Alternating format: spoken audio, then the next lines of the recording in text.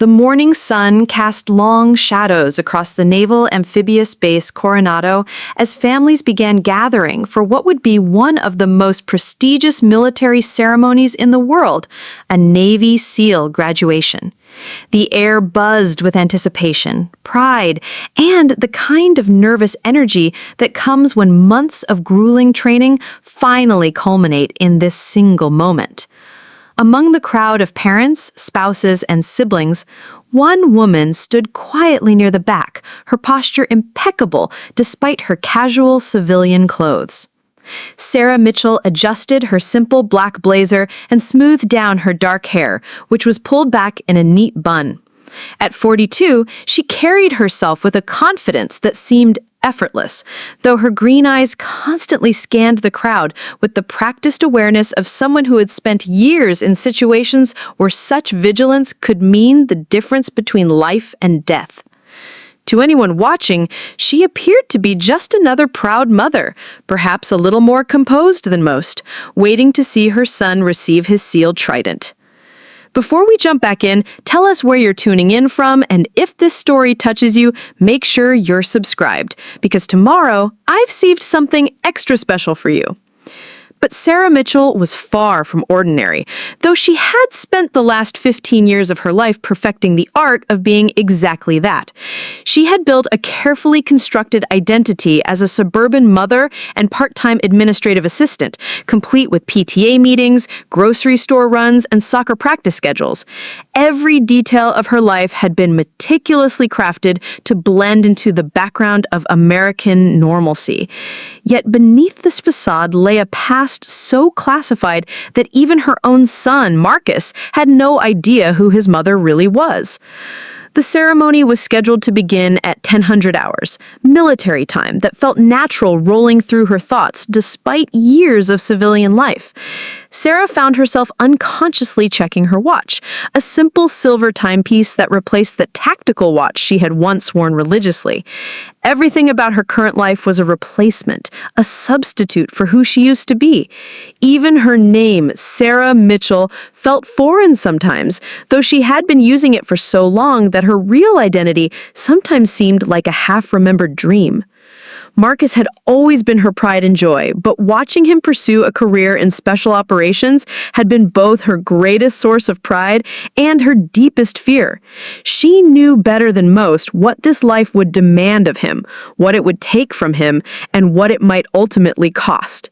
She had lived through missions that existed only in redacted files and classified briefings. She had made decisions that haunted her quiet moments and carried secrets that weighed heavier than any physical burden she had ever shouldered during her operational years. As she stood among the other families, Sarah couldn't help but notice the differences in how people carried themselves. Most of the parents looked nervous, excited, perhaps a bit overwhelmed by the magnitude of what their children had accomplished. Fathers straightened their shoulders with pride, mothers dabbed at their eyes with tissues, and siblings bounced with barely contained excitement. But Sarah stood still, her breathing controlled, her stance balanced. Habits ingrained so deeply that 15 years of civilian life hadn't been able to erase them completely. The training that Marcus had just completed was legendary in its difficulty. Only about 25% of candidates who begin basic underwater demolition/SEAL training actually graduate. The physical demands were extraordinary. Endless runs on the beach, ocean swims in frigid water, hours of calisthenics that pushed the human body to its breaking point. But Sarah knew that the physical challenges, as brutal as they were only part of the equation. The mental fortitude required, the ability to push through when every fiber of your being screamed to quit, the willingness to place mission and teammates above personal comfort or safety, these were the qualities that truly separated SEALs from other warriors. She remembered her own training, though it had been different, conducted in facilities that didn't officially exist and overseen by instructors whose names never appeared on any roster. Her path into special operations had been unconventional, recruited not from the traditional military pipeline, but from a more shadowy world where her particular skills had been identified and cultivated.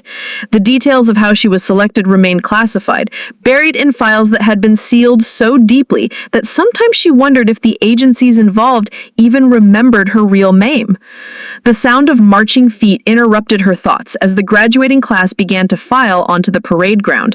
28 men, Marcus among them, moved in perfect synchronization, their dress white uniforms immaculate, their bearing proud and confident. Sarah felt her breath catch as she spotted her son in the third row, his jaw set with determination, his eyes forward with the kind of focus she recognized all too well. Marcus had always been special, though Sarah had spent years trying to ensure he had as normal a childhood as possible. After leaving her operational career behind, she had devoted herself to being the kind of mother she thought he deserved. Present at school events, supportive of his interests, encouraging but never pushing. Yet she couldn't help but notice the way he naturally excelled at challenges that left other children struggling. His spatial awareness was exceptional, his pain tolerance unusually high, and his ability to remain calm under pressure reminded her uncomfortably of herself at that age. When Marcus first expressed interest in joining the Navy and eventually pursuing SEAL training, Sarah had felt her carefully constructed world begin to shift. Part of her wanted to discourage him, to steer him toward a safer path that would keep him far from the world of classified operations and life or death decisions. But a deeper part of her, the part that had never fully left the operational mindset behind, recognized that he had inherited not just her physical capabilities, but also her drive to serve something greater than himself. The night before he left for boot camp, Marcus had sat at their kitchen table, the same table where he had done homework as a child and where they had shared countless meals over the years. His hands were wrapped around a mug of coffee, and his expression was serious in a way that reminded Sarah of the young operators she had once worked alongside. "Mom," he had said, his voice carrying a weight that seemed older than his 21 years. "I need you to know that this isn't about proving anything to anyone. This isn't about being tough or wanting adventure. There's something inside me that feels like it needs to do this, like I'm supposed to be part of something bigger." Sarah had nodded, understanding exactly what he meant, while simultaneously wishing she didn't. She had felt that same calling once, that same inexplicable pull towards service that went beyond rational explanation. It was the kind of motivation that couldn't be manufactured or taught. It was either there or it wasn't. And it had been there in Marcus since he was old enough to stand up for classmates being bullied or volunteer for the hardest tasks in any group project. Now, watching him stand at attention with his fellow graduates, Sarah felt a complex mixture of pride and fear that she had been managing for months. Every letter he had sent during training, every phone call where she could hear the exhaustion in his voice, every milestone he achieved had been both a celebration and a reminder of what lay ahead for him. She knew that graduation was not an ending but a beginning, the first step into a world where the stakes were always high and the margin for error virtually non-existent. The crowd around her had grown larger as the ceremony approached. She noticed other mothers clutching tissues, fathers adjusting their positions to get better views, and grandparents straining to catch sight of their grandsons. The atmosphere was electric with anticipation and pride, but also tinged with the kind of anxiety that came from knowing that these young men were about to embark on careers that would regularly place them in harm's way. Sarah's trained eye automatically cataloged the security measures in place for the ceremony. She noted the positions of the military police officers, the discreet presence of what appeared to be additional security personnel, and the carefully controlled access points. It was a public ceremony, but one attended by high-ranking military officials and celebrating the graduation of men who would go on to conduct some of the nation's most sensitive operations. The security was appropriate, though she found herself unconsciously identifying gaps and potential improvements, habits that died hard, even after 15 years. As she waited, Sarah reflected on the sacrifices that had brought her to this moment. Leaving her operational career was the hardest decision of her life, but it had also been the most necessary. When she discovered she was pregnant with Marcus, she had been in the middle of a long-term deployment that she couldn't discuss even now. The choice between continuing her service and raising her child was agonizing, but ultimately there had been no choice at all. Marcus had needed a mother, and she had needed to be that mother. The transition to civilian life had been brutal in ways that combat never was.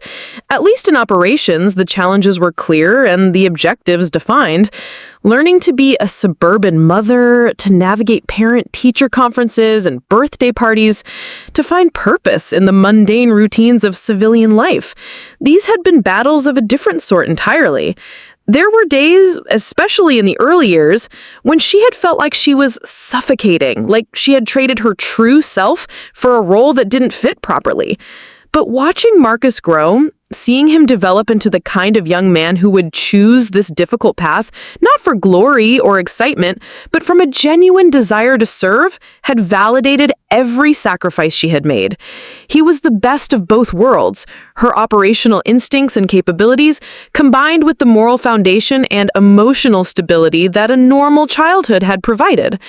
The ceremony was about to begin, and Sarah found herself thinking about the tattoo hidden beneath her blazer. It was small, discreet, located on her left shoulder blade where it would be covered by most clothing.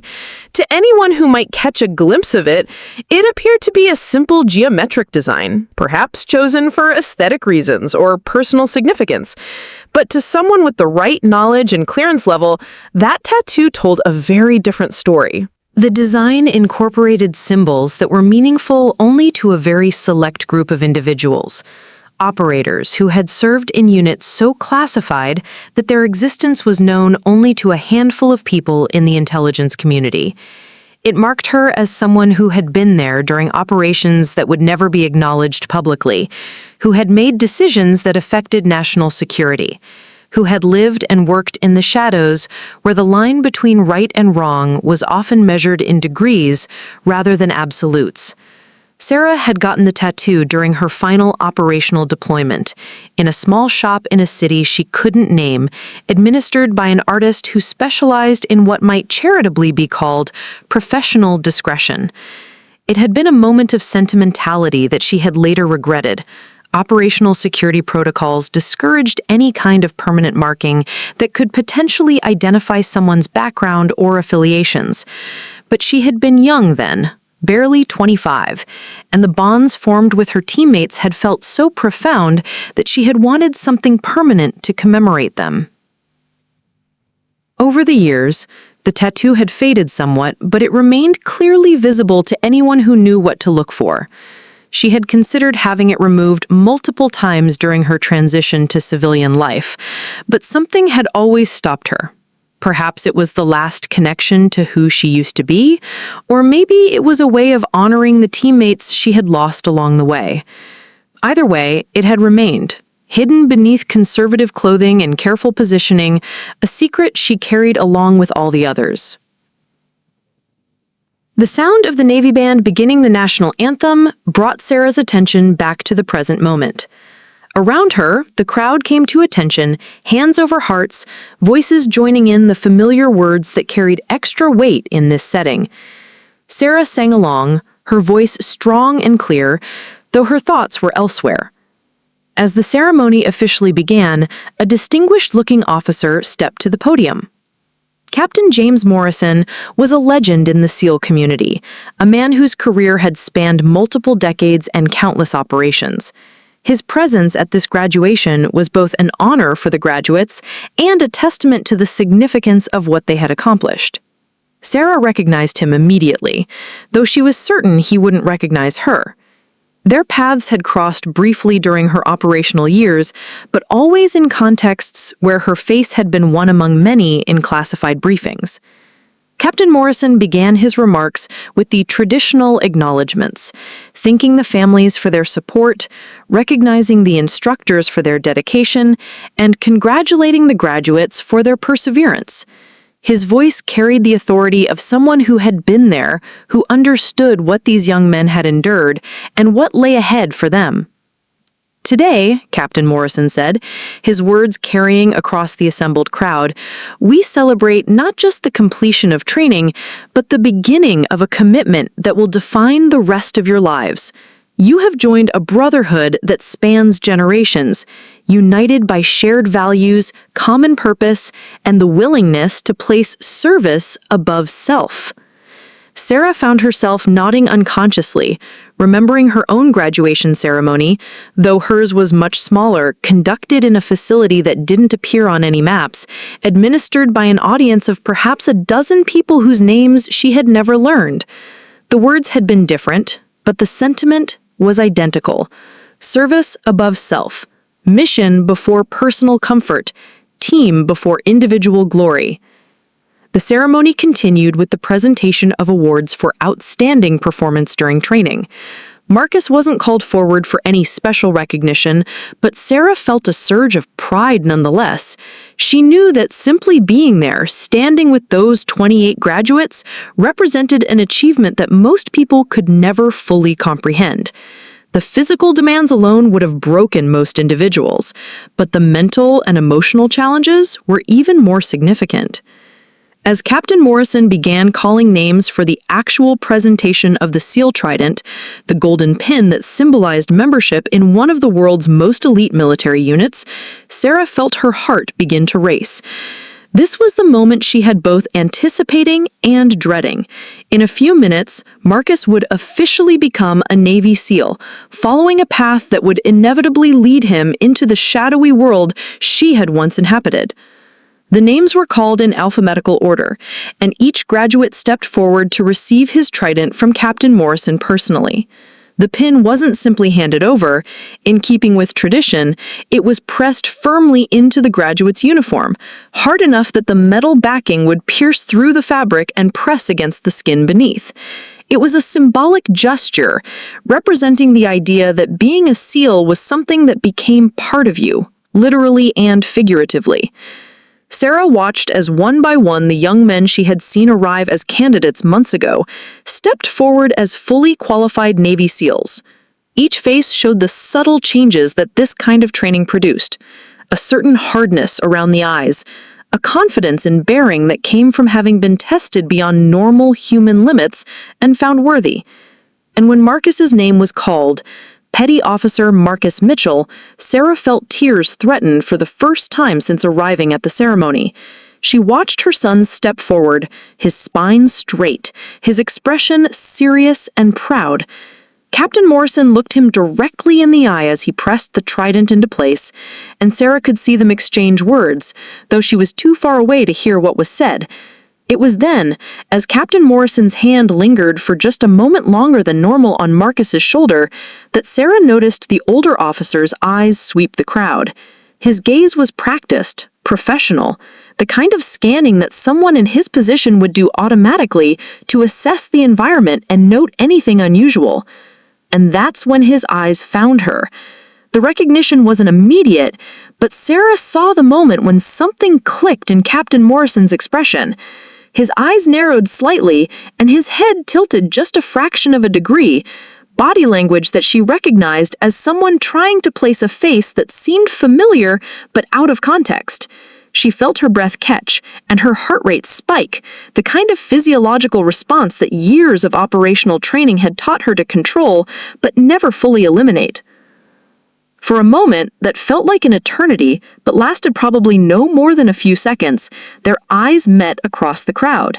She kept her expression neutral, hoping that the years in the civilian clothes would be enough to prevent full recognition, but she could see Captain Morrison's mental gears turning, and she knew that someone with his experience and memory wouldn't let a nagging sense of familiarity go unexamined.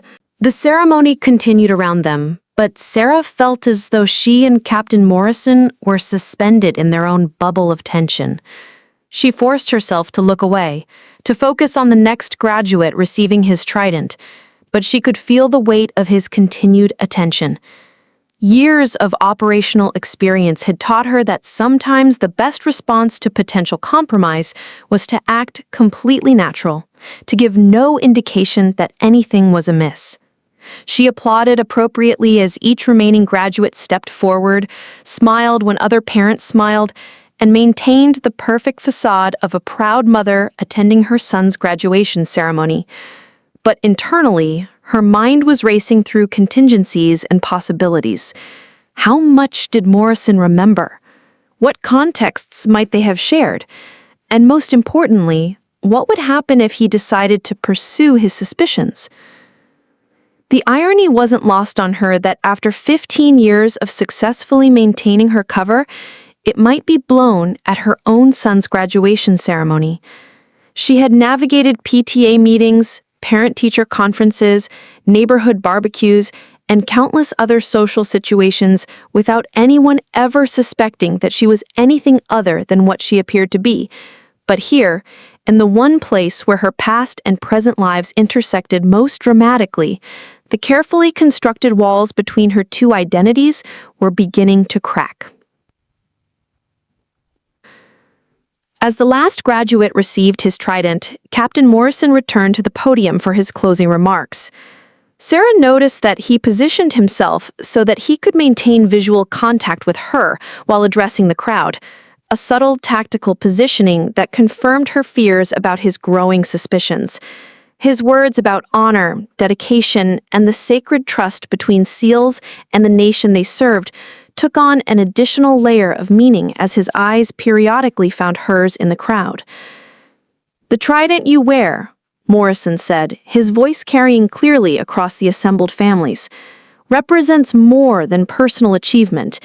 It connects you to a legacy of warriors who have operated in the shadows, who have made sacrifices that will never be publicly acknowledged, who have placed the security of our nation above their own safety and comfort."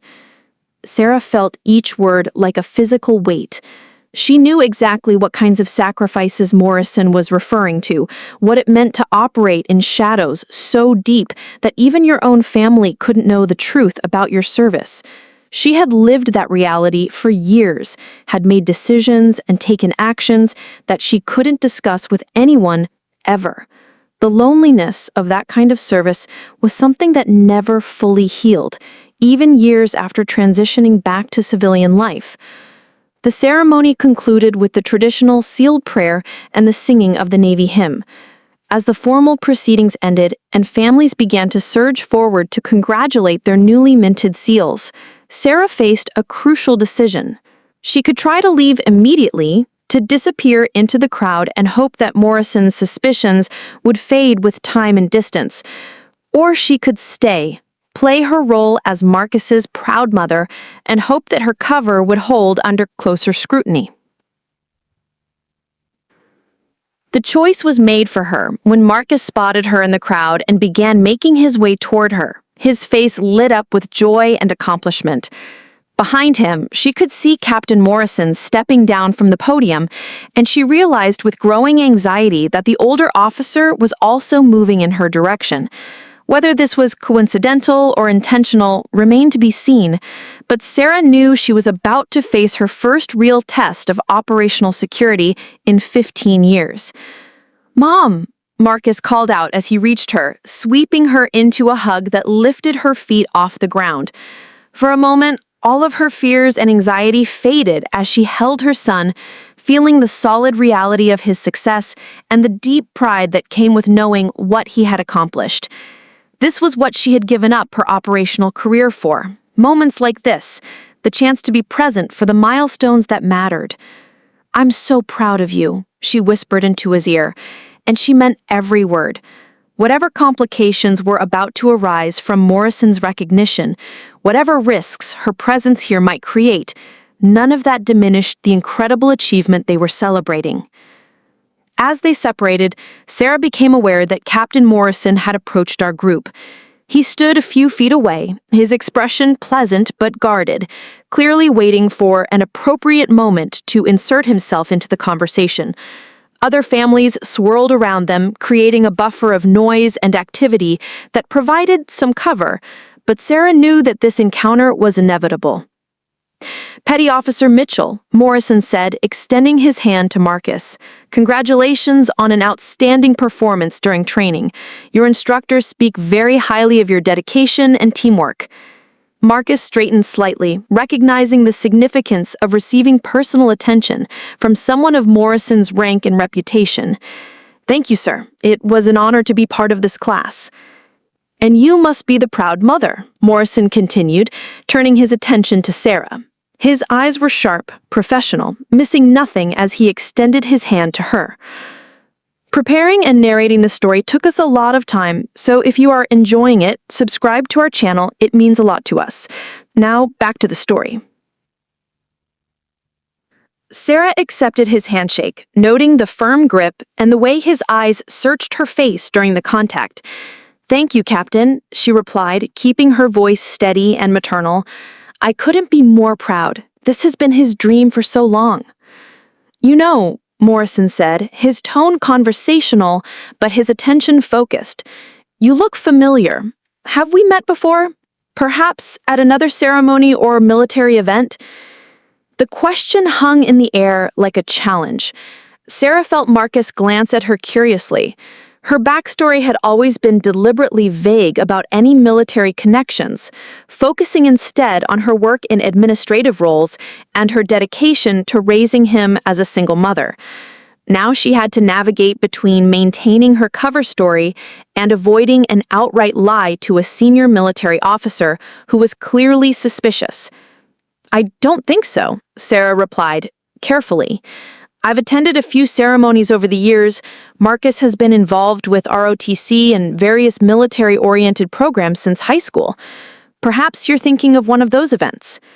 It was a reasonable explanation, the kind of plausible deflection that might satisfy casual curiosity. But Sarah could see that Morrison wasn't casually curious. His expression suggested someone working through a puzzle, trying to fit pieces together in a way that made sense. "Perhaps," Morrison agreed, though his tone suggested he wasn't convinced. "What did you say your background was? Professionally, I mean." Marcus answered before Sarah could respond, his voice filled with the kind of casual pride that children have when talking about their parents. "Mom's worked in administration for years, but she's always been supportive of military families. She volunteers with some veteran support organizations, helps with fundraising, that kind of thing." "That's admirable," Morrison said, though his eyes never left Sarah's face. "What kind of veteran support work, specifically? I'm always interested in connecting with people who understand the unique challenges our service members face." The conversation was becoming increasingly dangerous. Sarah realized that Morrison was probing, testing her knowledge and responses to see if they aligned with someone who had merely worked with military families versus someone who had been part of that world themselves. Every answer she gave would be evaluated, compared against his growing suspicions about where he might have encountered her before. "Mostly behind-the-scenes work," Sarah replied, choosing her words carefully. "Administrative support, fundraising coordination, helping families navigate benefits and services. Nothing too exciting, but it feels good to give back to people who have sacrificed so much." It was a safe answer, broad enough to be credible, but vague enough to avoid specific details that could be verified or contradicted. Sarah had spent years crafting responses like this, creating a backstory that was both believable and largely unverifiable. But she was beginning to realize that Morrison's suspicions went beyond casual recognition. There was something specific he was trying to remember, some context where their paths had crossed that was significant enough to stick in his memory. "That's wonderful," Morrison continued. "I have to ask, and forgive me if this seems odd, but have you ever been to Fort Bragg, or perhaps worked with any units stationed overseas? There's something about you that's triggering a memory, and I can't quite place it." The mention of Fort Bragg sent a chill down Sarah's spine. Fort Bragg was home to several special operations units, including some that she had worked with during her operational years. If Morrison was specifically thinking of that location, it meant his memory was becoming more focused, more dangerous. She needed to deflect without appearing evasive, to satisfy his curiosity without providing any additional threads he could pull. "I don't think so," she replied, adding a slight laugh to her voice. "I've lived pretty much my entire adult life in California. Maybe I just have one of those faces. People are always thinking they recognize me from somewhere." Marcus chuckled at this, unaware of the undercurrents in the conversation. "Mom does get that a lot. She says it's because she looks like someone's elementary school teacher or librarian. Generically trustworthy." The comment provided perfect cover, and Sarah felt a moment of relief as Morrison seemed to accept the explanation. But then his expression changed subtly, and she realized that something had clicked in his memory. His eyes widened almost imperceptibly, and she saw the moment of recognition that she had been dreading.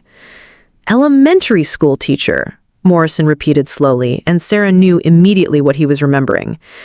"That's interesting. There was an operative I worked with years ago, must have been 15, 16 years ago, who used that exact cover story. Elementary school teacher from California.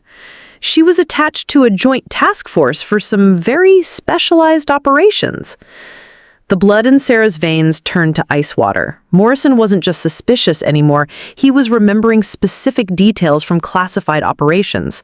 The elementary school teacher cover had been her primary false identity during several missions, a backstory that had been carefully constructed by intelligence professionals and used in multiple contexts.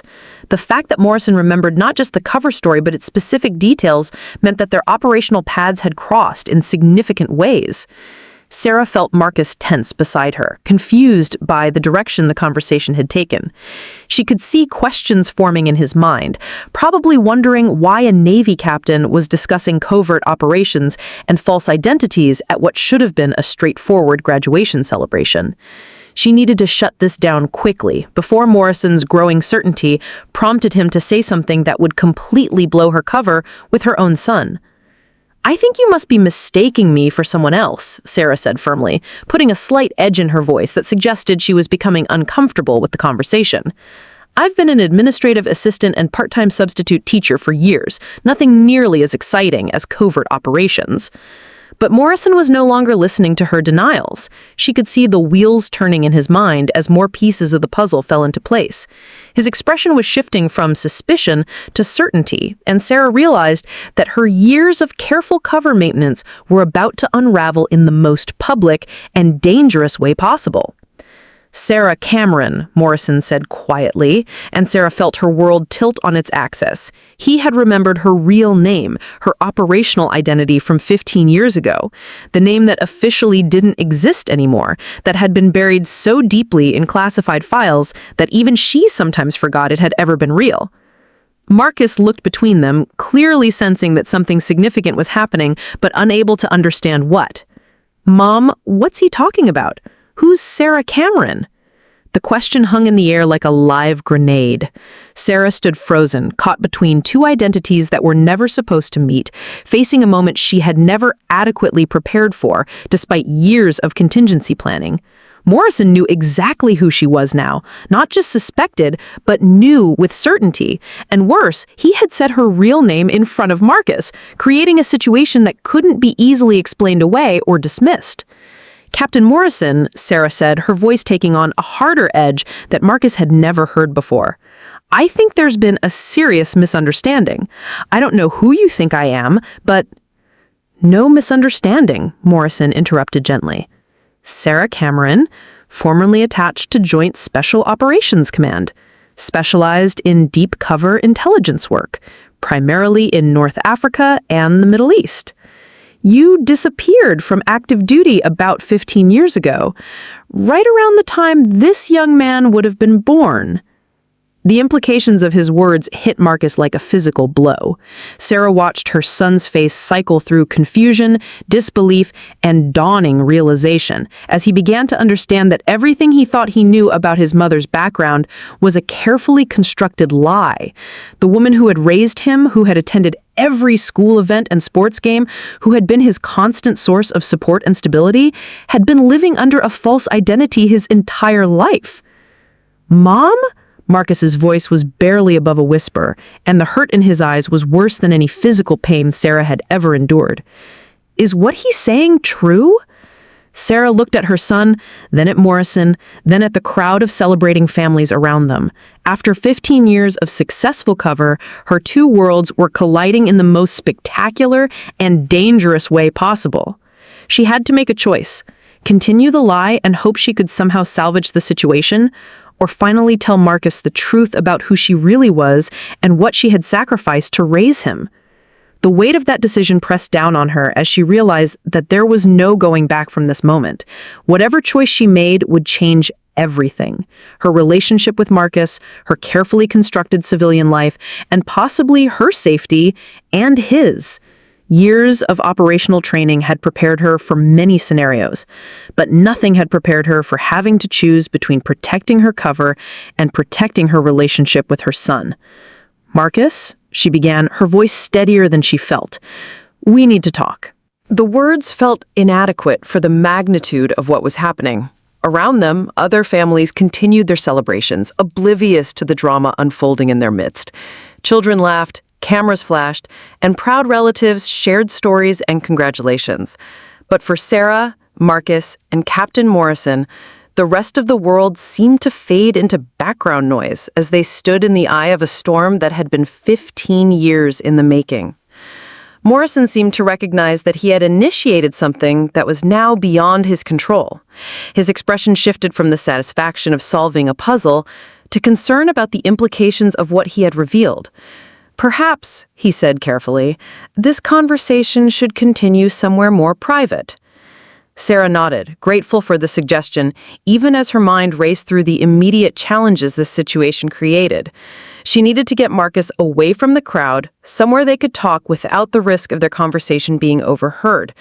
But she also needed to assess what Morrison intended to do with his knowledge. A senior Navy officer learning that a former classified operative had been living under an assumed identity for 15 years created potential complications that extended far beyond personal embarrassment. "There's a conference room in the administrative building," Morrison continued, his voice taking on the authoritative tone of someone accustomed to managing complex situations. "We can speak privately there." Marcus hadn't said anything since asking about Sarah Cameron, but his expression spoke volumes. The young man who had just graduated from one of the world's most demanding military training programs was struggling to process the revelation that his entire understanding of his family history was built on lies. Sarah could see him trying to reconcile the woman he had known his entire life with the covert operative Morrison had described. As they walked toward the building Morrison had indicated, Sarah's operational training kicked into high gear. She automatically cataloged exit routes, assessed potential security concerns, and began formulating contingency plans for various scenarios.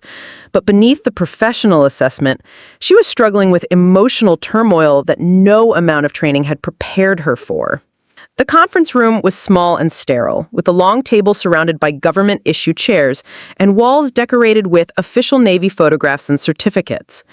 Morrison closed the door behind them and gestured for Sarah and Marcus to sit, though he remained standing, a position that allowed him to maintain psychological authority while also providing tactical advantages if the situation deteriorated. "Before we go any further," Morrison began, "I want to be clear about something. Whatever we discuss in this room stays in this room. Marcus, you've just earned your Trident, which means you understand the concept of classified information and the importance of operational security. What your mother did, what Sarah Cameron did, was in service of this nation's security, and that service deserves respect regardless of any personal complications it may have created." Sarah felt a flicker of gratitude towards Morrison, recognizing that he was attempting to frame the conversation in a way that would help Marcus understand the broader context of her deception. But she also knew that respect for her service wouldn't necessarily make it easier for her son to accept that she had lied to him about her identity for his entire life. "I don't understand," Marcus said, his voice strained. "Mom, you told me you worked in administration. You said you'd never been in the military. You said my father died in a car accident when I was a baby. What parts of that were true?" The questions came in a rush, each one hitting Sarah like a physical blow. This was the moment she had dreaded for 15 years, not just the exposure of her cover, but having to see the hurt and betrayal in her son's eyes as he realized the extent of her deception. "Your father," Sarah began carefully, "did die when you were very young. That part is true, but it wasn't a car accident." She took a deep breath, knowing that once she started down this path, there would be no turning back. "He was killed during a classified operation overseas. We were both operatives, both working on the same mission when everything went wrong." Morrison's expression showed surprise at this revelation, suggesting that he hadn't known about Sarah's personal connection to her operational work. The loss of a partner during classified operations was something that would have been handled very discreetly, with official records altered or sealed to protect both security and surviving family members. "His real name was David Torres," Sarah continued, the words feeling strange in her mouth after so many years of silence. "He was the best operator I ever worked with, and the best man I ever knew. When I found out I was pregnant, we were planning to both transition out of operational work and build a life together, but the mission in Yemen changed everything." Marcus sat in stunned silence, processing this fundamental revision of his origin story. She could see him struggling with the revelation that not only was his mother someone completely different from who he thought, but his father's death had been a classified military operation rather than a random civilian tragedy. The decision to leave operational work and create Sarah Mitchell wasn't just about wanting to raise you, it was about survival. The operation that killed your father had been compromised. We had enemies who knew our real identities, who would have used you to get to me or simply eliminated both of us as loose ends. The agency gave me a choice: go into deep cover with a completely new identity, or risk both of our lives staying in the world that had already cost me everything I loved. Morrison nodded slowly, his expression showing understanding of the kind of operational realities that most people never had to consider. "That explains the thoroughness of the identity change," he said. "Sarah Cameron didn't just retire. She was officially declared killed in action, wasn't she?" "In a car bombing in Baghdad," Sarah confirmed. "The funeral was attended by 3 people, all of whom believed they were burying a State Department employee who had been in the wrong place at the wrong time. Even the people who arranged it didn't know the real story." Marcus looked between them, his expression cycling through disbelief, anger, and something that might have been dawning respect. "So everything about our life in California, the house, your job, even your friends, all of it was fake?" "Not fake," Sarah said firmly. "Different. The love I have for you, the pride I feel in who you've become, the years we spent together, none of that was pretend. Sarah Mitchell might have been a created identity, but the mother who raised you was real. Every soccer game I attended, every time I helped with homework, every conversation we had about your dreams and goals, that was genuine." The room fell silent as Marcus struggled to process 15 years of revelations compressed into a few minutes. Sarah watched her son, the man who had just proven himself capable of handling the most demanding physical and mental challenges the military could devise, grapple with the realization that his entire family history was more complex and dangerous than anything he ever imagined. "The tattoo," Morrison said suddenly, and Sarah felt her blood freeze again. She had forgotten that Morrison might have seen it during their operational overlap, had forgotten that it was one of the identifying markers that could blow her cover even after all these years. "What tattoo?" Marcus asked, looking between them with growing confusion. Morrison looked at Sarah questioningly, clearly asking permission before revealing this detail. Sarah nodded reluctantly, knowing that they had already crossed the point of no return regarding secrets.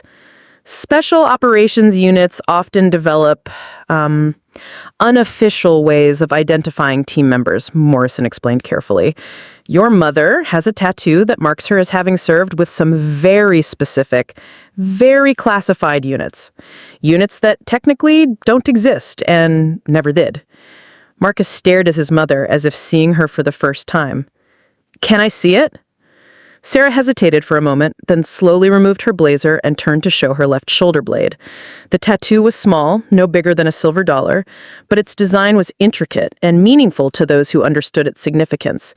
To Marcus, it probably looked like an abstract geometric pattern. To Morrison, it was a clear identifier of someone who had operated at the highest levels of classified military intelligence. It represents a unit designation that was used for joint special operations in North Africa and the Middle East, Morrison explained carefully. The people who wear this mark participated in operations that will probably remain classified for the next 50 years, if they're ever declassified at all. Marcus reached out tentatively, as if to touch the tattoo, then stopped. How many people know what this means? Maybe 100 worldwide, and most of them are dead. The stark reality of that statement hung in the air. Sarah had served in a world where life expectancy was measured differently, where the people you worked with today might not be alive tomorrow, where the ultimate sacrifice was so common that it was simply factored into operational planning. Your mother, Morrison continued, was part of operations that prevented terrorist attacks, disrupted weapons trafficking, and gathered intelligence that saved countless lives. The work she did was vital to national security, and the fact that you've never heard of it is proof of how successfully she did her job. Sarah watched Marcus struggle with this new understanding of who his mother was. She could see him trying to reconcile the woman he had known his entire life with the covert operative Morrison had described. "Why are you telling me this now?" Marcus asked, his voice barely above a whisper. "Why not just let me keep believing the story about the administrative assistant?" Morrison looked at Sarah, clearly deferring to her on how to answer that question. Sarah realized that they had reached another crucial decision point. She could try to minimize the revelation to somehow convince Marcus that this was ancient history that didn't really matter anymore, or she could trust him with the full truth, including the ongoing risks that her past might still present. Because, Sarah said slowly, now that Captain Morrison has recognized me, other people might too. And because you're about to enter a world where these kinds of secrets matter, where the people you work with might have backgrounds just as complex as mine, and where understanding the reality of covert operations could someday save your life. The implications of Sarah's words began to sink in as Marcus realized that his graduation ceremony might have inadvertently compromised his mother's carefully maintained cover. The young SEAL, who had just proven himself capable of handling extreme physical and mental challenges, was now facing a different kind of test. Understanding that his family history was intricately connected to the same world of classified operations he was about to enter. "What kind of risks are we talking about?" Marcus asked, his voice taking on the focused tone that Sarah recognized from his childhood, the same serious demeanor he had always adopted when faced with important decisions or dangerous situations. Morrison shifted uncomfortably, clearly recognizing that this conversation was moving into territory that went beyond his initial recognition of Sarah's identity. "That depends on several factors," he said carefully. "The operations your mother was involved in, the enemies who might still be interested in finding her, and whether anyone else has connected Sarah Mitchell to Sarah Cameron." Sarah felt the weight of 15 years of careful security measures pressing down on her. She had built her civilian identity with meticulous attention to detail, creating layers of documentation and establishing patterns of behavior that would withstand most casual scrutiny. But she had always known that the greatest risk would come from someone with inside knowledge, recognizing her from her operational years. "The mission in Yemen that killed your father," Sarah began, choosing her words carefully, "involved disrupting a network that was planning attacks on American targets. We were successful, but the cost was high. 3 operatives died, including David, and several key figures in the terrorist network escaped. Some of those people had resources and connections that made them dangerous even after their immediate plans were disrupted. Marcus leaned forward, his expression intense. Are you saying these people might still be looking for you after 15 years? Terrorist networks have long memories, Morrison interjected, and they understand that intelligence operatives often transition to civilian identities rather than simply disappearing. The fact that Sarah Cameron was officially listed as killed in action might not have convinced everyone, especially if there were inconsistencies in the cover story. Sarah nodded grimly. For the first few years after I became Sarah Mitchell, I was extremely careful. I moved 3 times, changed jobs twice, and maintained minimal social connections. But as time passed and Marcus grew up, I gradually relaxed some of those precautions. I thought enough time had passed that the people who might have been looking for me had either been captured or had moved on to other priorities. The room fell silent as the 3 of them contemplated the possibility that Sarah's careful anonymity might have been compromised. Morrison was clearly thinking through the operational implications, while Marcus was struggling with the realization that his mother had been living with the constant threat of discovery and possible retaliation for his entire life. We need to assess the current threat level, Morrison said, his voice taking on the authoritative tone of someone accustomed to managing crisis situations. I'll need to make some discreet inquiries, check with intelligence contacts to see if there's been any recent chatter about Sarah Cameron or any attempts to locate her. Sarah felt a chill at the prospect of having her operational past investigated, even by friendly forces. Captain, with all due respect, any inquiries about Sarah Cameron could potentially draw attention to the fact that she might still be alive. If the wrong people learn that someone is asking questions... I understand the risks, Morrison replied, but we're already past the point of ignorance is a viable strategy. I recognized you, which means it's possible that others could as well. We need to know what we're dealing with so we can take appropriate protective measures. Marcus had been listening to this exchange with growing concern. Protective measures? You mean we might need to relocate again? Change identities? The questions highlighted the harsh reality that Sarah had hoped to avoid forever. She had built a life for Marcus that was stable, normal, and safe.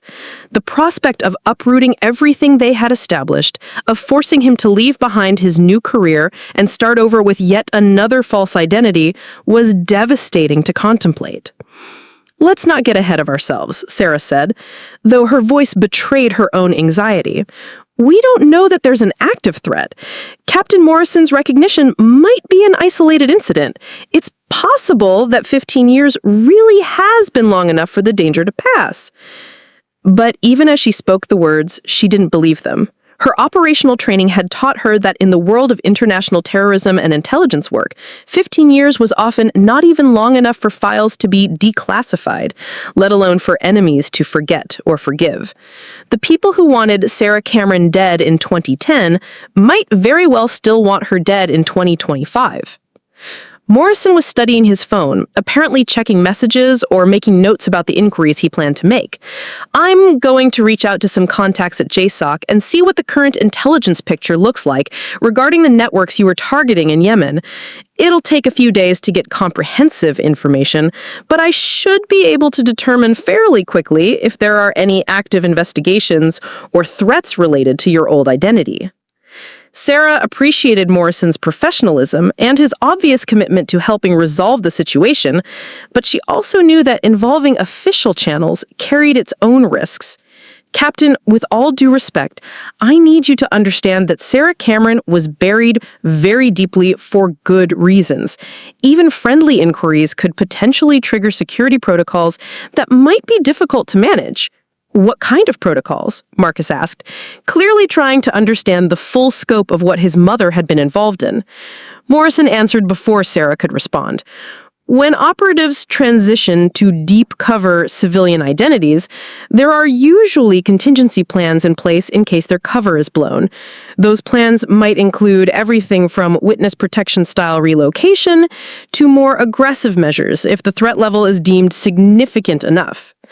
The euphemism, more aggressive measures, wasn't lost on any of them. In the world of classified operations, protecting national security sometimes required decisions that prioritized the larger mission over individual lives. Sarah had accepted those realities when she chose her operational career, but the thought of Marcus being swept up in that same harsh calculus was terrifying to contemplate. "So what are our options?" Marcus asked, his voice steady despite the magnitude of what they were discussing. Sarah looked at her son, seeing in his expression the same calm determination that had carried him through SEAL training. Despite the shock of learning about her deception, despite the revelation that his entire understanding of his family history was wrong, he was focusing on the practical challenges they faced. It was exactly the kind of response she would have expected from someone with his training and character. "We have several choices," Sarah replied, her mind automatically running through contingency plans she had hoped never to use. "We can try to maintain the status quo and hope that Captain Morrison's recognition was an anomaly. We can proactively reach out to my former handlers and request updated security assessments. Or we can begin implementing some of the more extreme contingency plans I established years ago." "What kind of extreme contingency plans?" Morrison asked, his expression suggesting he had some idea of what she might be referring to. Sarah hesitated, knowing that sharing these details would make the situation feel more real and more dangerous.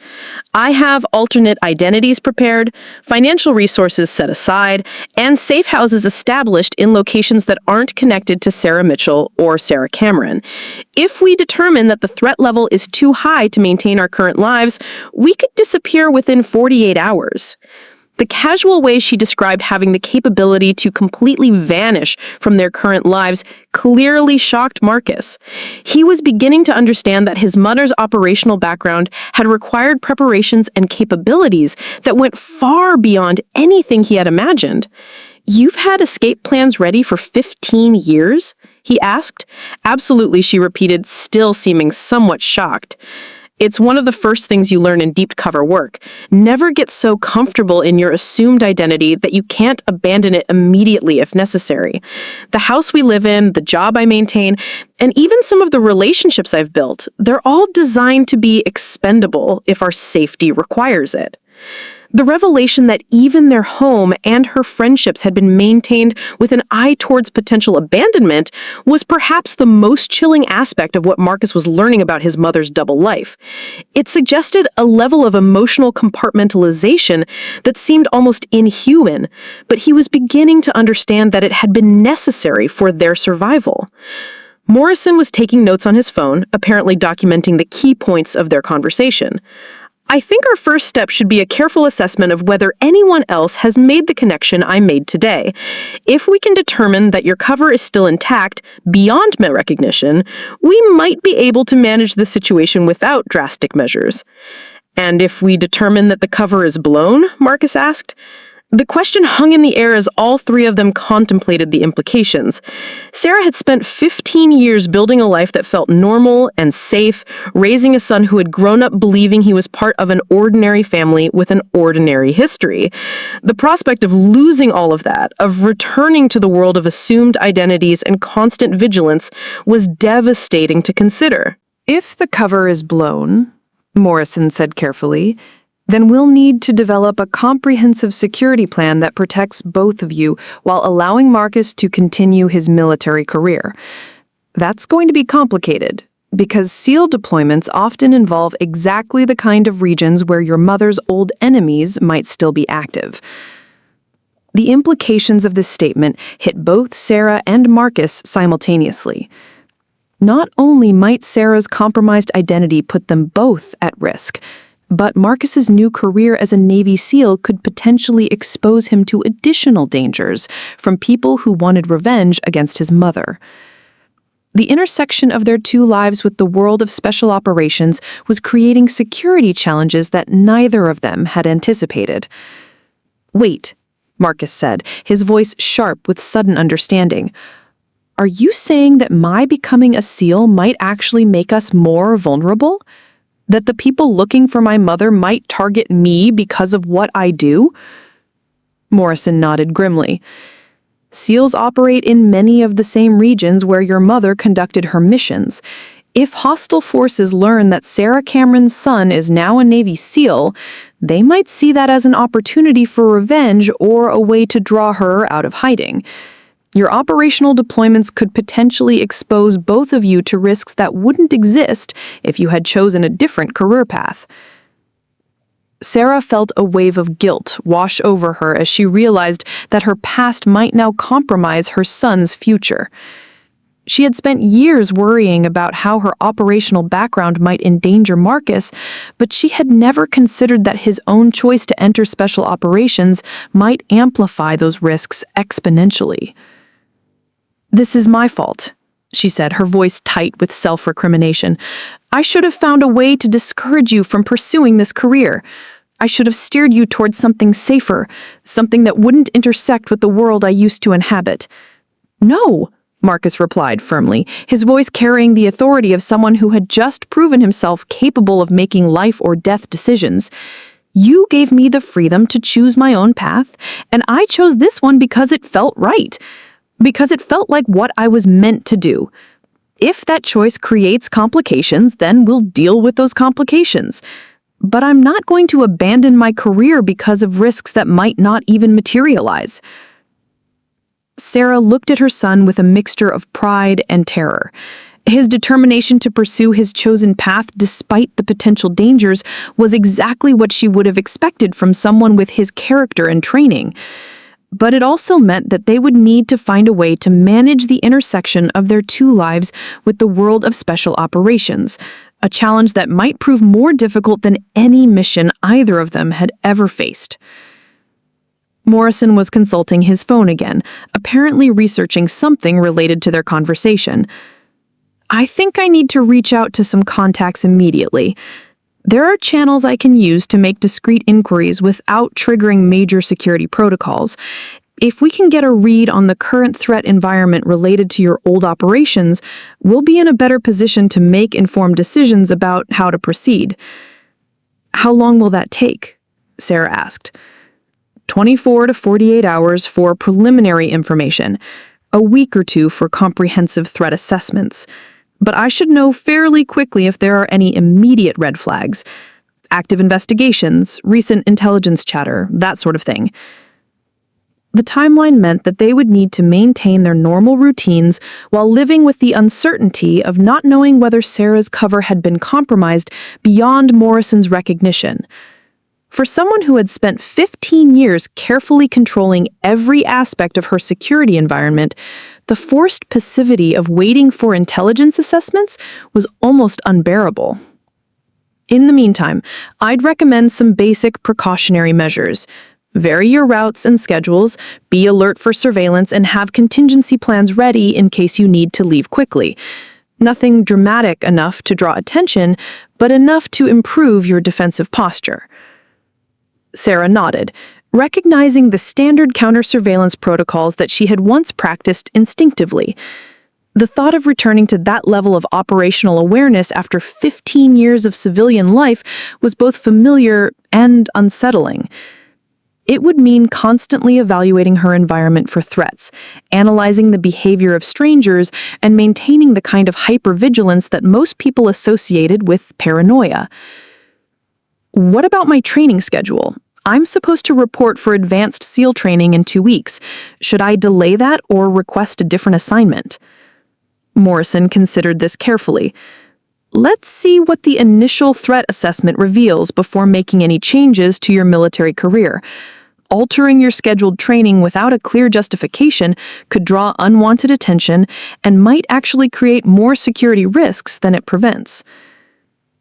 The meeting was reaching a natural conclusion, but Sarah realized that they hadn't addressed one of the most immediate challenges they faced. "Captain Morrison, I need to ask about your own obligations regarding this situation. Are you required to report my recognition of you to higher authorities?" Morrison's expression became guarded as he considered the question. "That depends on several factors.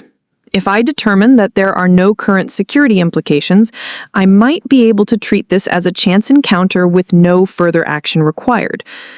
But if the threat assessment reveals active risks, I'll need to involve appropriate security personnel to ensure that both of you are adequately protected." The answer was both reassuring and concerning. Morrison seemed committed to protecting their privacy and security, but he was also bound by military regulations and security protocols that might require him to take actions that could disrupt their lives even further. "I appreciate your discretion, and I understand that you have obligations that go beyond our personal situation. I just hope that whatever steps you take, you'll remember that Marcus has built his entire life around the identity I created. Protecting him has been my primary concern for 15 years, and that hasn't changed." "I understand," Morrison replied, "and I want you to know that my recognition of you today was entirely accidental. I have no interest in disrupting the life you have built or compromising your son's career. My only concern is ensuring that you're both safe and that any ongoing security risks are properly managed." As they prepared to leave the conference room, Sarah felt the weight of 15 years of carefully maintained secrets shifting into an uncertain future. The conversation with Morrison had been necessary, but it had also opened doors that could never be completely closed again. Her son now knew the truth about her identity and their family history. A senior military officer was aware of her operational background, and both of their lives were potentially at risk from enemies who might still be seeking revenge for operations conducted a decade and a half ago. "One more thing," Morrison said as they reached the door. "Sarah, I want you to know that the operations you conducted, the sacrifices you made, they mattered. The intelligence you gathered and the networks you disrupted saved lives. Whatever complications this situation creates, don't lose sight of the fact that your service made a difference." Sarah felt tears threaten for the first time since the conversation began. After 15 years of living with the secret knowledge of what she had done and what it had cost her, hearing acknowledgement and validation from someone who understood the significance of her work was both gratifying and overwhelming. "Thank you," she replied quietly. "That means more than you know." As they walked back toward the graduation ceremony area, where other families were still celebrating and taking photographs, Sarah realized that this day marked the end of one chapter of her life and the beginning of another. For 15 years, she had successfully maintained the fiction that Sarah Mitchell was her only identity. Now Marcus knew the truth about Sarah Cameron, and they would need to navigate the complex intersection of her past and their future together. The irony wasn't lost on her that the day Marcus officially became a Navy SEAL, achieving his dream of joining one of the world's most elite military units, was also the day that her own military background was revealed. Their lives had been secretly parallel for years, but now they were explicitly connected by their shared commitment to service and their mutual understanding of the sacrifices that such service required. The remainder of the graduation ceremony felt surreal as Sarah and Marcus rejoined the celebration, both of them struggling to process the magnitude of what had just been revealed, while maintaining the appearance of a normal mother and son enjoying a proud family milestone. Other families continued their festivities around them, taking photographs and sharing stories about their graduates' accomplishments, oblivious to the fact that one of the mothers in their midst was a former classified operative whose cover had just been blown. Marcus handled the situation with the kind of professional composure that Sarah recognized from her own operational training. He smiled appropriately for photographs, accepted congratulations from family friends who had driven down for the ceremony, and maintained casual conversation with his fellow graduates. But Sarah could see the subtle signs of stress in his body language, the slight tension in his shoulders, the way his eyes periodically scanned the crowd with new awareness, the careful way he positioned himself so that he could maintain visual contact with her at all times. The photographer who had been hired to capture family moments during the ceremony approached them with professional enthusiasm. "Congratulations on your son's graduation," he said to Sarah. "This must be such a proud moment for you. Would you like some formal portraits with the new SEAL?" Sarah hesitated for a fraction of a second, her operational instincts automatically evaluating the risks of having her photograph taken in an official capacity. For 15 years, she had been careful to avoid situations where her image might be captured and stored in databases that could potentially be accessed by hostile forces. But refusing a graduation photo would seem strange and might draw more attention than participating. "Of course," she replied, forcing a smile and moving to stand beside Marcus. As the photographer arranged them for the shot, she found herself thinking about how this image might someday be used, whether it would simply join the thousands of family photographs taken at military ceremonies each year, or whether it might eventually surface in an intelligence database as evidence that Sarah Cameron was still alive. The formal photos were followed by more casual shots as Marcus introduced her to his instructors and fellow graduates. Each interaction required her to maintain the persona of Sarah Mitchell while internally processing the reality that her carefully maintained cover was potentially compromised. She shook hands with the men who had pushed her son through months of grueling training, listened to stories about his performance and character, and accepted their congratulations on raising such an exceptional young man. "Your son was one of our standout candidates," one instructor told her. "He has the kind of natural leadership ability and tactical thinking that suggests he'll go far in the SEAL community. You should be very proud of what he's accomplished." "I am," Sarah replied, and she meant it completely. Despite everything else that was happening, despite the complications and risks that Morrison's recognition had created, Marcus's achievement remained a source of immense pride. He had chosen a difficult path and succeeded through his own determination and capability. As the formal ceremony concluded and families began to disperse, Sarah and Marcus found themselves walking back toward the parking area in relative privacy for the first time since the revelation in the conference room. The afternoon sun was beginning to set, casting long shadows across the naval base and giving the entire scene a golden, almost nostalgic quality that seemed at odds with the tension they were both feeling. "So," Marcus said quietly, his voice carrying a mixture of exhaustion and determination, "what happens now?" It was a deceptively simple question that encompassed an enormous range of implications. What happened now to their relationship? What happened to the trust between them that had been built on what Marcus now knew was a foundation of lies? What happened to his military career if their security situation required dramatic changes? What happened to the life they had built in California if they needed to disappear again? "I don't know," Sarah admitted, appreciating her son's direct approach to addressing their situation. "For 15 years, I had contingency plans for almost every scenario I could imagine, but I never adequately planned for the possibility that you would choose a military career that intersected so directly with my operational background." They reached Sarah's car, a practical sedan that was reliable but indescribable, another carefully chosen element of her civilian identity.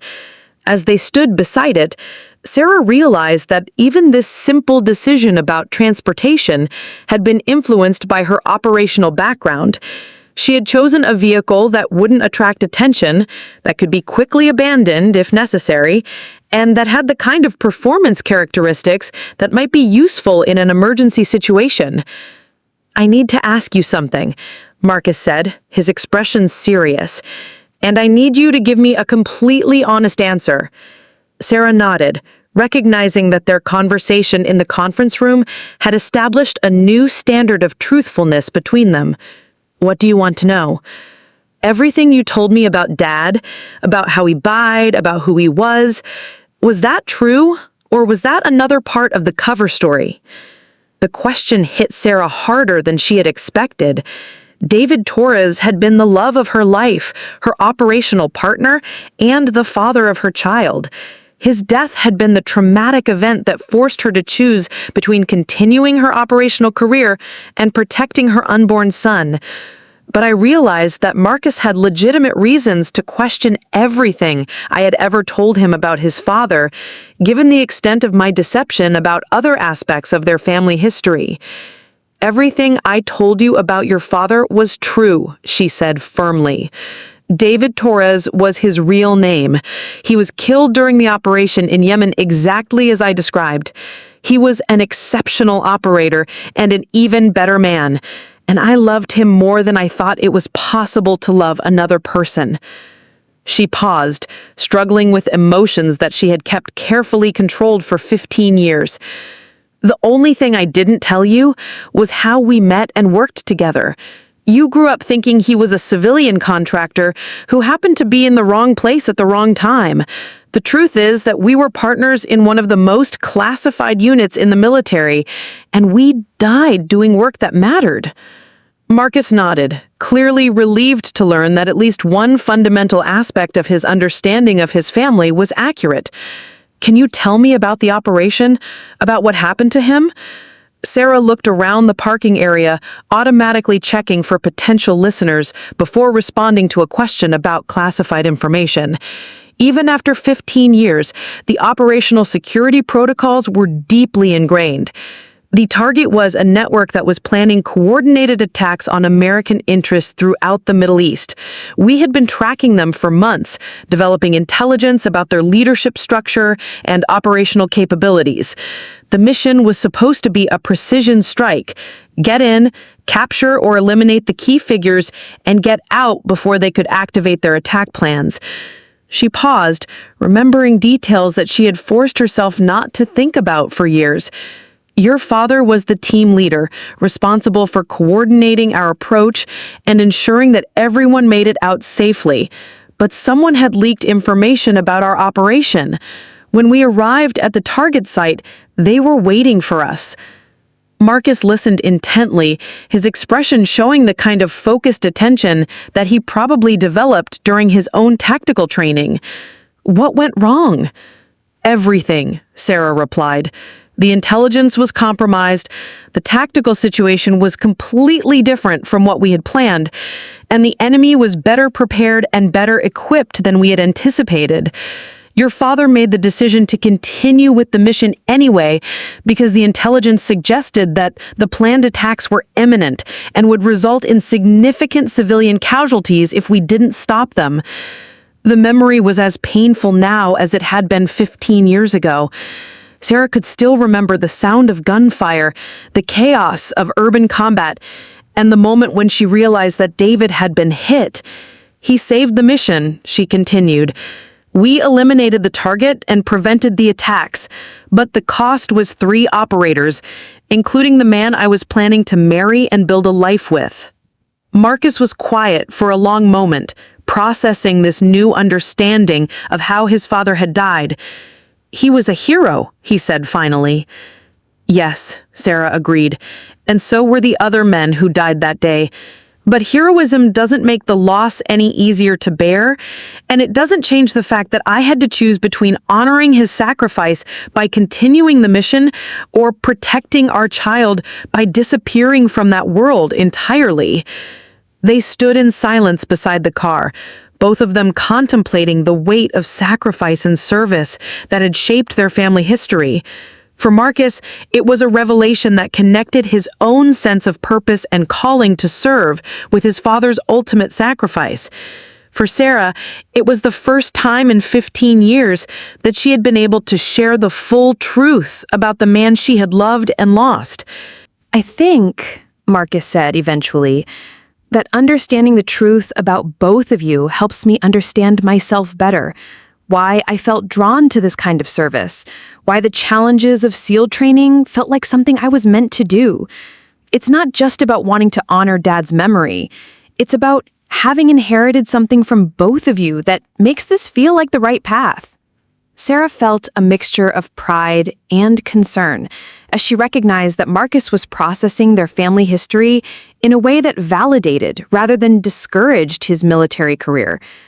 She had hoped that learning about the dangers and sacrifices associated with special operations might make him reconsider his chosen path. Instead, it seemed to be reinforcing his commitment to following in his parents' footsteps. The drive home from the naval base was conducted largely in silence, both Sarah and Marcus lost in their own thoughts as they processed the day's revelations.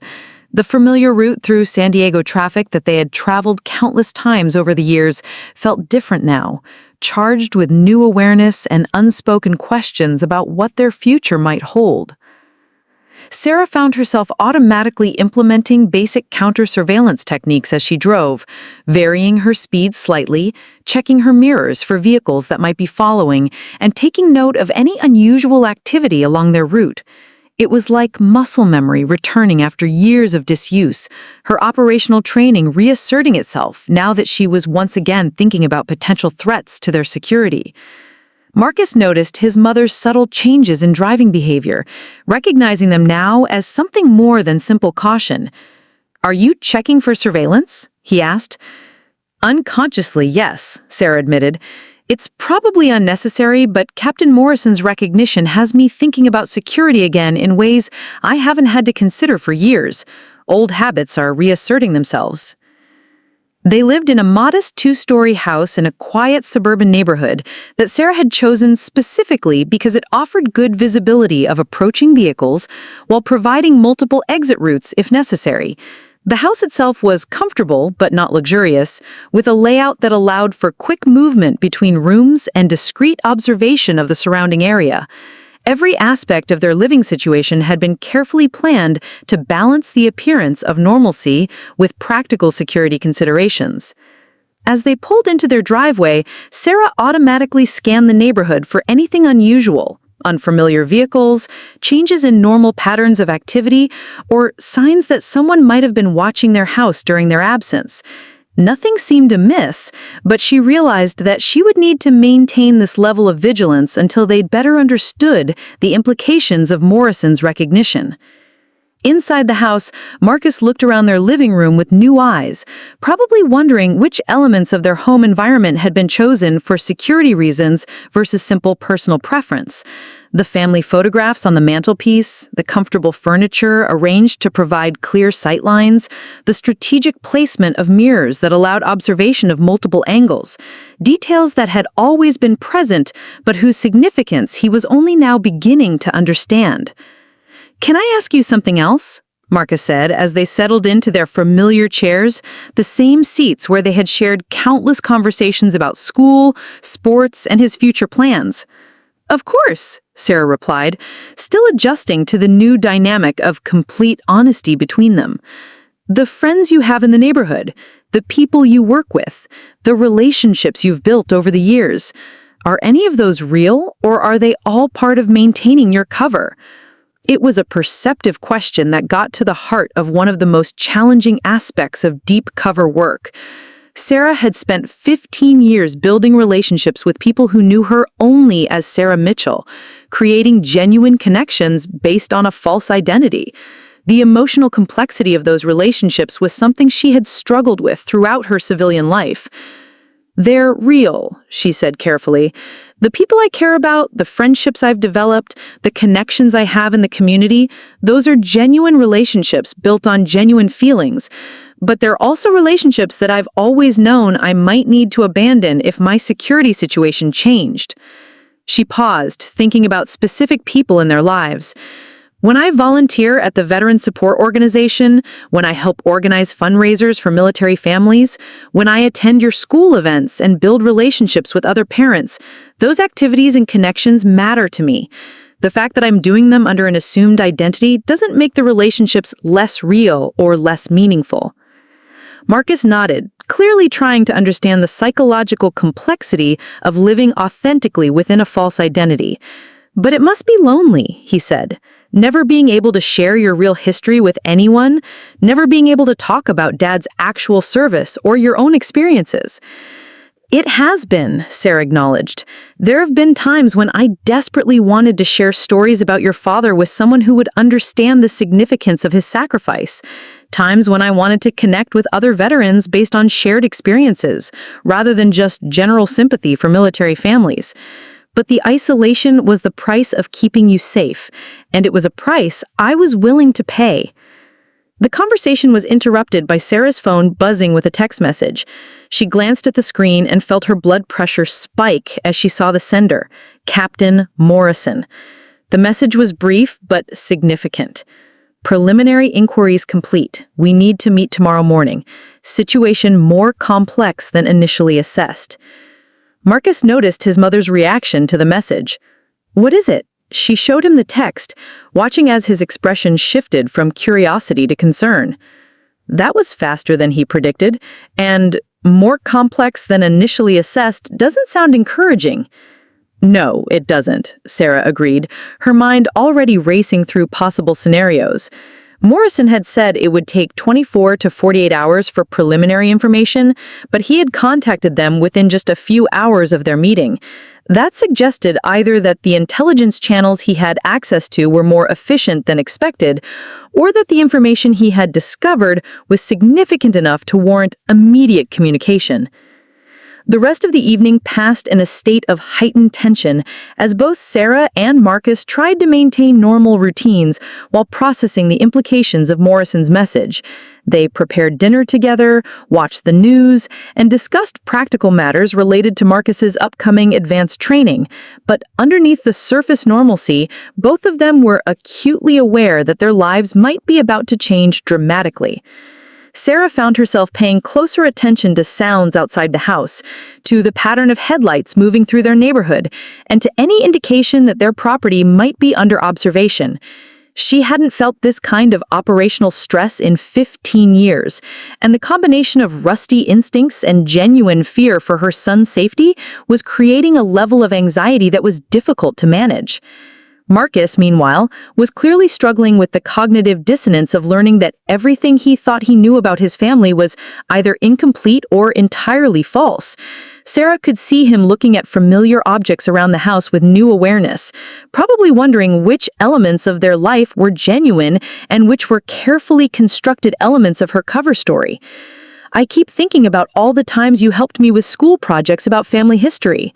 All those stories you told me about your childhood, your parents, how you met Dad. How much of that was real? It was another painful question that forced Sarah to confront the extent of her deception.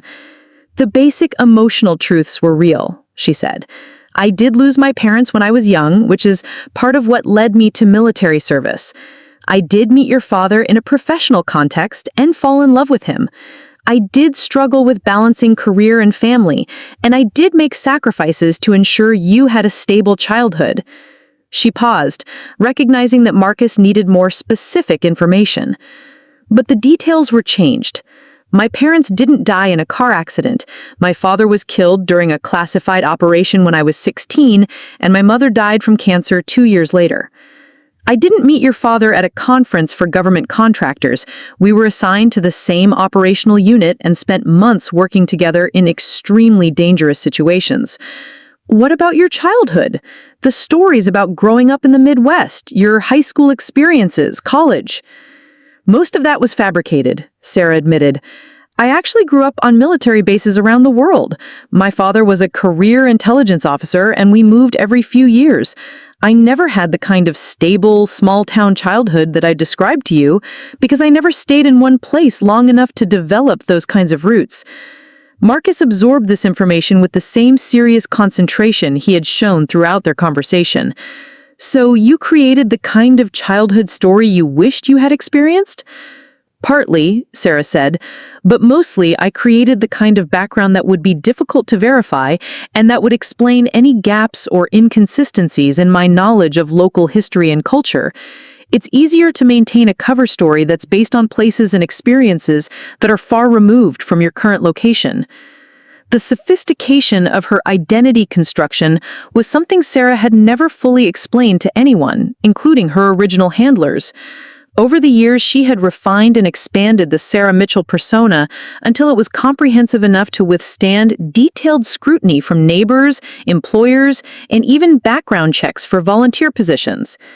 As the evening progressed, both Sarah and Marcus found themselves checking their phones repeatedly, hoping for additional information from Morrison or dreading news that might confirm their worst fears about compromised security.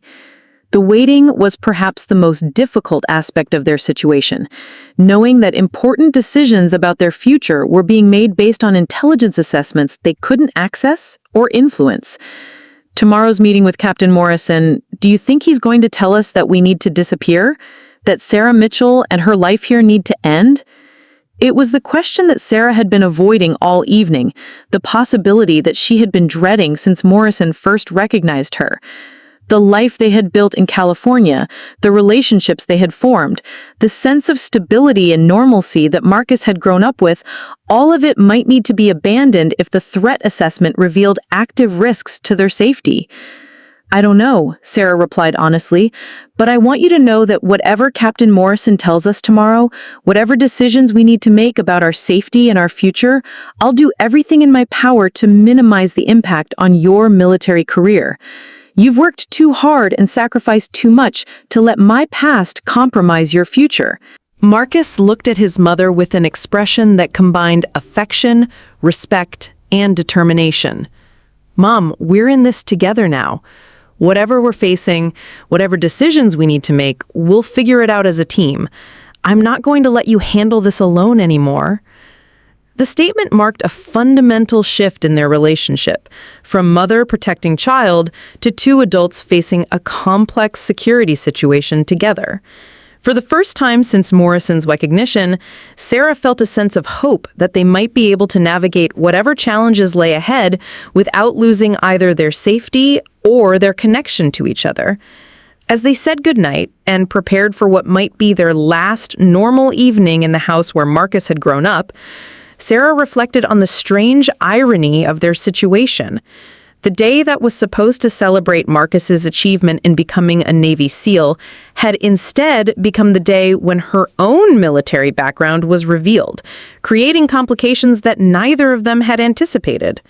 But it had also become the day when the secrets between them were finally eliminated, when Marcus learned the truth about his parents' service and sacrifice, and when they began to understand how their separate paths through the world of special operations were more connected than either of them had realized.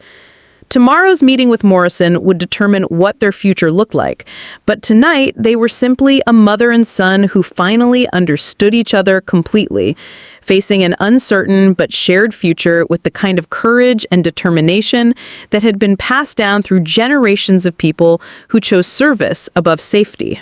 The morning meeting with Captain Morrison took place in the same conference room where Sarah's cover had first been blown, but the atmosphere was markedly different from the previous day's conversation.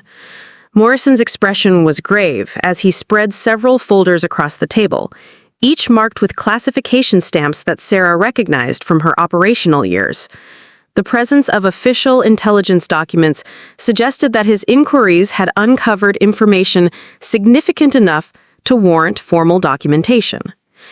"I'm going to be direct with both of you," Morrison began, his tone carrying the weight of someone delivering news that would fundamentally alter their lives. The preliminary assessment has revealed that Sarah Cameron's disappearance 15 years ago was never fully accepted by certain elements within the networks you helped disrupt. There has been sporadic but persistent intelligence chatter suggesting that some people believe she survived the supposed car bombing in Baghdad. Sarah felt her worst fears beginning to materialize as Morrison continued his briefing. After 15 years of successfully maintaining her cover, the possibility that her enemies had never stopped looking for her was a nightmare scenario that threatened everything she had built. More concerning, Morrison continued, is recent intelligence indicating that one of the key figures from your Yemen operation, a man named Hassan al-Rashid, was released from detention 18 months ago. He had been held in a black site facility since 2011, but legal challenges to his detention resulted in his transfer to a regular prison, and subsequently to his release when several key pieces of evidence against him were ruled inadmissible. The name hit Sarah like a physical blow. Hassan al-Rashid had been the primary target of the operation that killed David Torres. He was a sophisticated operative with extensive resources and connections throughout the Middle East, and his personal vendetta against the American operatives who had disrupted his network was well documented in intelligence files. He's free? Asked Sarah, her voice barely above a whisper. Not just free, Morrison replied grimly. According to NSA intercepts, he's been actively seeking information about the operatives who participated in the Yemen mission. He knows that David Torres was killed during the operation, but he's never been convinced that Sarah Cameron died in the subsequent car bombing in Baghdad. There's evidence suggesting he's been funding efforts to locate her for years. Marcus leaned forward, his expression intense. What kind of efforts? Morrison consulted his notes before responding. Private investigators, computer specialists skilled in identity reconstruction, and surveillance teams operating in areas where former American operatives have been known to relocate. It's a sophisticated and well-funded operation that has been methodically working through possibilities for over a decade. The scope of al-Rashid's search efforts was both impressive and terrifying. Sarah had always known that her enemies were resourceful and patient, but the revelation that one of them had been actively hunting her for 15 years while she believed herself to be safely hidden was a devastating blow to her sense of security. How close have they come to finding me? Sarah asked. That's what's most concerning about the current intelligence, Morrison replied. 6 months ago, one of al-Rashid's investigation teams identified Sarah Mitchell as a person of interest. They haven't made a definitive connection yet, but they've been conducting surveillance and background research that suggests they're getting closer to confirming your identity. The room fell silent as the implications of this revelation sank in.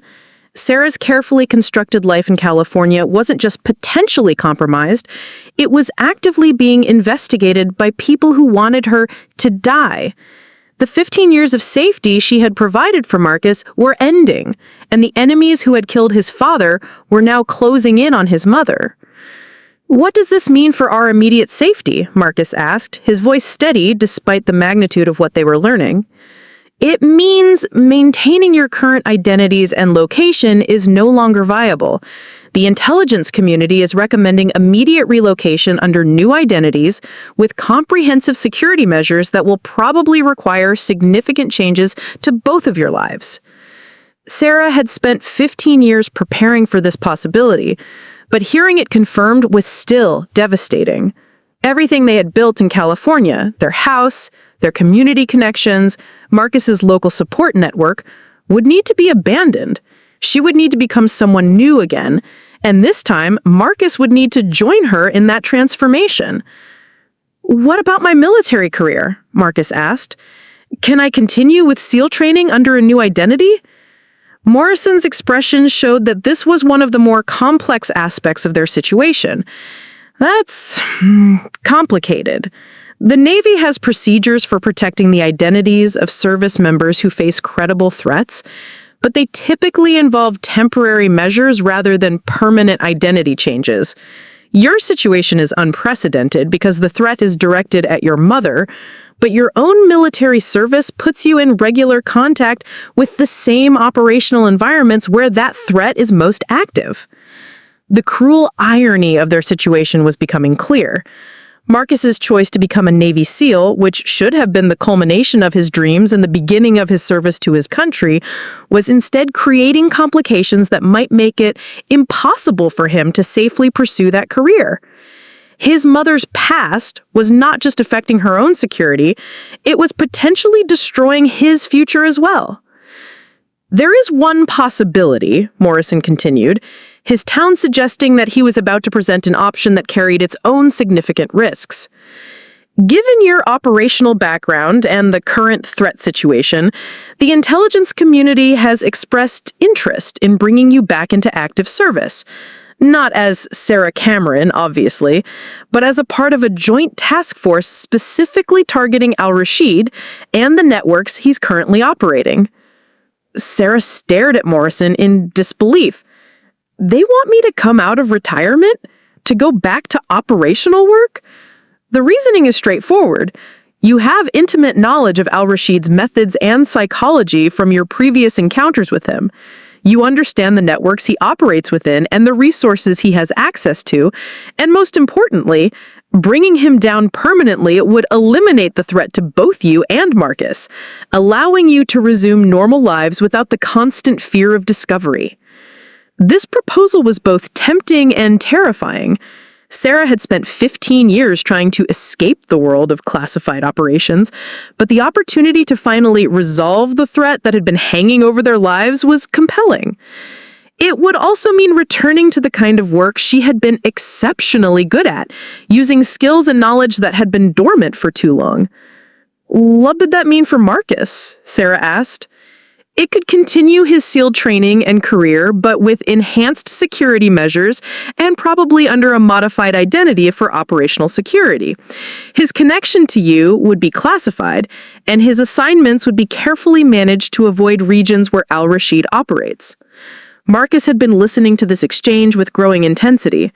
Mom, I think you should consider it, not just because of what it means for our safety, but because it sounds like you have the knowledge and capability to stop someone who's been threatening American interests for years. Sarah looked at her son, seeing in his expression the same sense of purpose and calling to service that had driven her own career choices decades earlier. It would mean going back to a world I thought I had left behind forever. It would mean taking risks that I swore I would never take again after your father was killed. But it would also mean finishing what Dad started. And it would mean that we could both serve our country without having to hide who we really are. The decision point they faced was unlike anything Sarah had confronted during her 15 years of civilian life.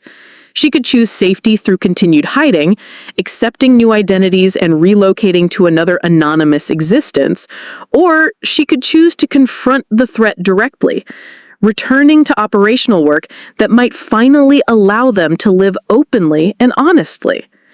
Morrison was watching their conversation carefully, clearly recognizing that this was a family decision that went beyond simple security considerations. I need to emphasize that this would be voluntary. No one is requiring you to return to active service. The relocation option is still available if you prefer to maintain your civilian status. Sarah closed her eyes, thinking about David Torres and the operation that had cost him his life. Thinking about the 15 years she had spent hiding from the consequences of that mission, and the son who had grown up never knowing the truth about their parents' service. Thinking about the opportunity to finally close the circle and eliminate the threat that had shaped their entire lives. If I agree to this, Sarah said, opening her eyes and looking directly at Morrison, I want guarantees about Marcus's safety and career. Whatever happens to me during this operation, he doesn't get exposed to additional danger because of my connection to him. That can be arranged, Morrison replied. And I want you to know that this operation would be planned and executed with the full resources of the intelligence community. You wouldn't be going in alone, and you'd have support assets that weren't available during your original operations. Sarah turned to Marcus, seeing in his face the same determination and courage that had carried him through SEAL training. What do you think? I think, Mom, that it's time for Sarah Cameron to finish what she started. And I think Dad would be proud to know that his sacrifice wasn't meaningless, that the mission he died for is finally going to be completed. The decision felt inevitable once Marcus had framed it in terms of honoring his father's sacrifice. Sarah had spent 15 years running from her past, but now she had the opportunity to confront it directly and finally put it to rest. The skills and knowledge that had made her valuable as an operative were still there, dormant but not forgotten. All right, Sarah said, her voice gaining strength as she committed to the course of action. I'll do it. I'll come back and help you take down Al-Rashid, but I have conditions. Morrison nodded, clearly having expected that any agreement would come with specific requirements. First, Marcus's career and safety are non-negotiable priorities. Whatever happens to me during this operation, he continues with his SEAL training and deployment schedule without any negative consequences. Agreed, Morrison said. Second, this is a finite commitment. Once Al-Rashid is eliminated and the immediate threat is resolved, I go back to civilian life. I'm not signing up for a return to full-time operational work. Understood, Morrison replied. And third, Sarah continued, when this is over, Marcus and I get to decide how much of the truth about our family history becomes part of the official record. We've spent enough years living with secrets. When the mission is complete, we deserve the right to live openly as ourselves. Morrison considered this final condition carefully before nodding. I think that can be accommodated. Your service and sacrifice deserve recognition, even if that recognition can't be public. As they concluded the meeting and began planning for Sarah's return to operational work, she felt a mixture of excitement and apprehension that she hadn't experienced in 15 years.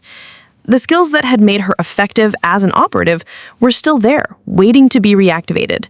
But she was no longer the young woman who had first entered the world of classified operations. She was a mother with everything to lose and everything to protect.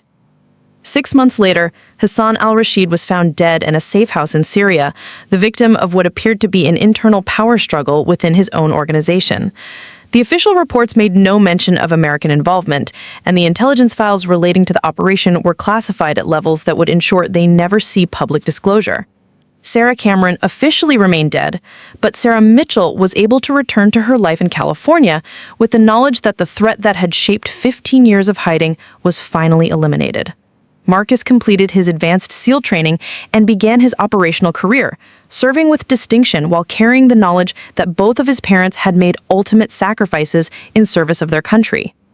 The tattoo on Sarah's shoulder blade remained the only visible evidence of her return to operational work, joined now by a small addition that marked her final mission, a single star that represented not just her own service, but the completion of the work that David Torres had begun and died for in Yemen 15 years earlier. For the first time since that devastating mission, Sarah was able to visit David's grave and tell him that their son had grown up to be exactly the kind of man they had both hoped he would become. Brave, principled, and committed to serving something greater than himself. And for the first time in 15 years, she was able to tell him that the mission was finally complete, that the enemies who had taken his life were no longer a threat to their son. The graduation ceremony that seemed like an ending was actually a beginning, not just of Marcus's career as a Navy SEAL, but of a new chapter in their family's story where service and sacrifice were honored openly, rather than hidden behind layers of deception and false identities. Up next, you've got 2 more standout stories right on your screen. If this one hit the mark, you won't want to pass these up. Just click and check them out. And don't forget to subscribe and turn on the notification bell so you don't miss any upload from us.